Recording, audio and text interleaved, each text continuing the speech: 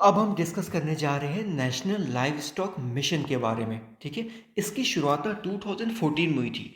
2014 में national live stock mission की शुरुआत हुई थी, लेकिन लेकिन 21-22 में इसको फिर से रिवैम्प किया गया है। ठीक है, nodal organisation department of animal husbandry and dairying. Implementing agency कौन सी है? इम्प्लीमेंटिंग एजेंसी हमारी स्टेट एनिमल हस्बेंड्री डिपार्टमेंट है। बेसिक बेसिक एम क्या है इस स्कीम का, इस मिशन का? बेसिक एम बड़ा सिंपल सा है। एनिमल हस्बेंड्री के जरिए एम्प्लॉयमेंट जनरेशन करना है, एंटरप्रेन्योरशिप डेवलपमेंट को बढ़ावा देना है और एनिमल प्रोडक्टिविटी को इंक्रीज करना है। ठीक है, देखो इसमें कुछ सेंट्रल स्पॉन्सर्ड कंपोनेंट भी है, कुछ सेंट्रल सेक्टर कंपोनेंट भी है। अभी हम नीचे देखेंगे ना, पता चल जाएगा आप लोगों को। ठीक है, बेसिकली इसमें बेनिफिशियरी कौन कौन से? तो इसमें फार्मर्स भी हो सकते हैं, एनजीओज भी हो सकती है, कंपनीज भी हो सकती है, cooperatives, individual entrepreneur, SHG, joint liability company, joint liability group. ठीक है, तो बेनिफिशियरी का अच्छा खासा लंबा सा दायरा है, कोई कोई रिस्ट्रिक्शन नहीं है इस केस में। ठीक है, सबमिशन की बात करें ना, तो बेसिक 3 सबमिशन है। पहला सबमिशन फोकस करेगा on breed development of livestock and poultry. ठीक है, submission on breed development on live stock and poultry. अब लाइव स्टॉक केस में ना मेन फोकस हमारा तीन तीन लाइव स्टॉक पर रहेगा। पहला शिप, गोट एंड पिगरी। ठीक है, पोल्ट्री तो डेवलप करेंगे, ये ब्रीड डेवलपमेंट पोल्ट्री के अंदर होगा, साथ में शिप, गोट और पिगरी मतलब पिग्स, इन तीनों पे फोकस रहेगा इस स्कीम के अंडर। ठीक है, चलिए ठीक है, बताइए पिग्स का ना, हमारे देश में पिग्स सबसे ज़्यादा कौन से राज्य में पाए जाते हैं? कुछ याद आ रहा है? असम में, असम में। ठीक है, गोट, गोट राजस्थान। शिप, शिप आपके तेलंगाना में। ठीक है, तेलंगाना याद रखिएगा। ठीक है, ओके, चलिए। तो फिर ठीक है, तो पहला submission, submission of breed development of livestock and poultry. दूसरा submission, submission of feed and fodder development. ठीक है, एनिमल के लिए जो फोडर की रिक्वायरमेंट होती है ना, उस पर डेवलपमेंट किया जाएगा, उस पर काम किया जाएगा इस स्कीम के अंडर। और तीसरा submission of innovation and extension. ठीक है, देखिए अब submission of feed and fodder development और सबमिशन ऑफ इनोवेशन एक्सटेंशन, इस पे 100% असिस्टेंस सेंट्रल गवर्नमेंट प्रोवाइड करेगी। ओके, अब बात करते हैं हम लोग submission of breed development of live stock poultry. देखिए इस केस में ना सबसे पहले हम लोग क्या करेंगे, हम लोग एंटरप्रेन्योर को ना एक तरह से इंसेंटिव देंगे कि आप ब्रीड डेवलपमेंट ऑफ पोल्ट्री पे काम करिए। इंसेंटिव, कई तरह के इंसेंटिव के जरिए, कई तरह के इंसेंटिव के जरिए एंटरप्रेन्योर्स को हम लोग बढ़ावा देंगे। अब इंसेंटिव दिया कितना जाएगा? देखिए हम लोग रूरल पोल्ट्री की बात कर रहे हैं, अर्बन पोल्ट्री की बात नहीं कर रहे हैं इस स्कीम में। तो कितना कितना इंसेंटिव दिया जाएगा? तो जो टोटल प्रोजेक्ट कॉस्ट होगा ना, उसका 50% कैपिटल सब्सिडी दिया जाएगा इन केस ऑफ रूरल पोल्ट्री। ठीक है, मैक्सिमम कितना हो सकता है? मैक्सिमम 25 लाख पर ईच यूनिट, और ये 2 इंस्टॉलमेंट में दिया जाएगा और सीडीबी द्वारा दिया जाएगा इंसेंटिव। ओके, समझ में आया? So breed development in case of rural poultry, maximum incentive 50% of the total project cost. कितना मिल सकता है? मैक्सिमम 25 लाख मिल सकता है, 2 इंस्टॉलमेंट में। कौन देगा? सिड भी देगी।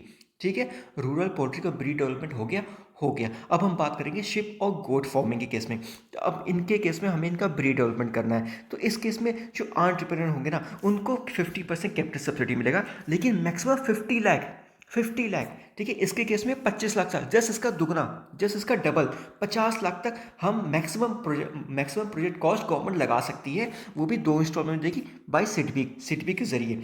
ठीक है, सो एंटरप्रेन्योर की बात हो गई। ठीक है, अब बात करते हैं हम लोग ब्रीड इंप्रूवमेंट की।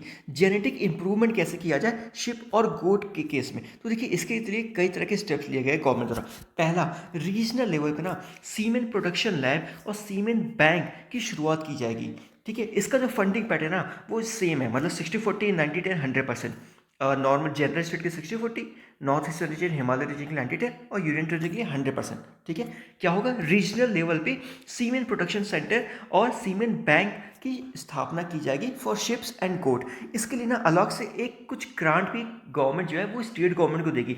4 करोड़ प्लस 30 लाख रुपए तक, चाहे कंज्यूमेबल्स हो या मेडिसिन हो या केमिकल्स हो, जो भी खर्चा आएगा ना इस पर, तो उसके लिए गवर्नमेंट 30 लाख रुपए एक्स्ट्रा देगी। ठीक है, 4 करोड़ तो वन टाइम ग्रांट देगी, साथ में 30 लाख रुपए अलग से देगी for procurement of medicine, chemical, consumables etcetera. समझ में आया ना आपको? ठीक है, तो रीजनल लेवल पे सीमेंट प्रोडक्शन लैब बनाएंगे, सीमेंट बैंक बनाएंगे। इसके लिए जो फंडिंग पैटर्न है 60/40 90/10 100% होगा। साथ में 1% वन टाइम ग्रांट मिलेगा अप टू 4 करोड़ का। साथ में 30 लाख रुपए एक्स्ट्रा दिया जाएगा। ओके, तो रीजनल लेवल पे सीमेंट प्रोडक्शन लैब बन गया। अब हम बात करेंगे स्टेट सीमेंट बैंक की। देखिए ऑलरेडी ना हमारे कैटल और बफेलो के सीमेंट बैंक ऑलरेडी राज्यों में है।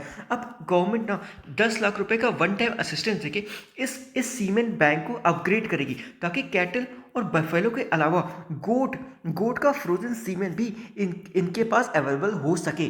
उसके लिए 10 लाख रुपए का वन टाइम असिस्टेंस दी जाएगी और ये 100% सेंट्रल असिस्टेंस होगा। ठीक है, तो स्टेट सीमेंट बैंक की भी स्थापना होगी। अब तीसरी बात करते हैं हम लोग, propagation of artificial insemination through existing cattle and buffalo artificial insemination centre. देखिए आर्टिफिशियल इंसेमिनेशन सेंटर जिस डिस्ट्रिक्ट में होगा या जिन राज्य में होगा, वहाँ पे कैटल और बफेलो के अलावा, ठीक है, हम कोशिश करेंगे गोट और शिप के केस में भी आर्टिफिशियल इंसेमिनेशन को प्रोपोगेट कर सके। जो एग्जिस्टिंग इंफ्रास्ट्रक्चर है ऑलरेडी जो कैटल और बफेलो के लिए है, ठीक है, उसी के थ्रू हम शिप और गोट की आर्टिफिशियल इंसेमिनेशन को भी प्रोपोगेट कर सके। उसके लिए वन टाइम असिस्टेंस 7,000 रुपये दिया जाएगा। ठीक है, फॉर ईच AI सेंटर। और जो कॉस्ट शेयरिंग है वो 60/40 और 90/10 का रेशियो है। ठीक है, 3 हो गया। लास्ट हम बात करते हैं ना कि इसमें एग्जॉटिक शिप और गुड जर्म प्लान्स को भी इंपोर्ट करने की रियायत इस स्कीम में दी गई। जो कॉस्ट शेयरिंग होगा ना 60/40 90/10 और 100% होगा। किस लिए होगा? Import of exotic ship and good germ plasm. ठीक है, मतलब कोई एक्सोटिक शिप है या फिर कोई एक्सोटिक गोट है, अगर उसके जर्म प्लास की जरूरत है तो इस स्कीम के जरिए उसको उस इस स्कीम के जरिए उसको भी गवर्नमेंट जो है वो बढ़ावा दे रही है। कॉस्ट शेयरिंग स्टेट गवर्नमेंट और सेंट्रल गवर्नमेंट दोनों मिलकर शेयर करेंगे। ठीक है, ये 4 स्टेप के जरिए, इस 4 मोड के जरिए, ठीक है, जेनेटिक इंप्रूवमेंट किया जाएगा शिप और गोट ब्रीड का। ठीक है, असिस्टेंस आप एक बड़े अच्छे से देख लीजिएगा, थोड़ा सा इंपॉर्टेंट होता है ये स्कीम हमारे लिए। अब बात करते हैं पिगरी एंटरप्रेन्योर की। पिगरी एंटरप्रेन्योर केस में वही सेम है, 50% कैपिटल सब्सिडी देंगे, मैक्सिमम 30 लाख रुपए पर यूनिट। 30 लाख रुपए पर यूनिट। 25 लाख पोल्ट्री के लिए था, ठीक है, जस्ट इसका डबल 50 लाख गोट और शिप के लिए था। और इसका कितना है? इसका 30 लाख है। इसका 30 लाख है maximum total project cost. Entrepreneur को 30 लाख तक गवर्नमेंट दे सकती है।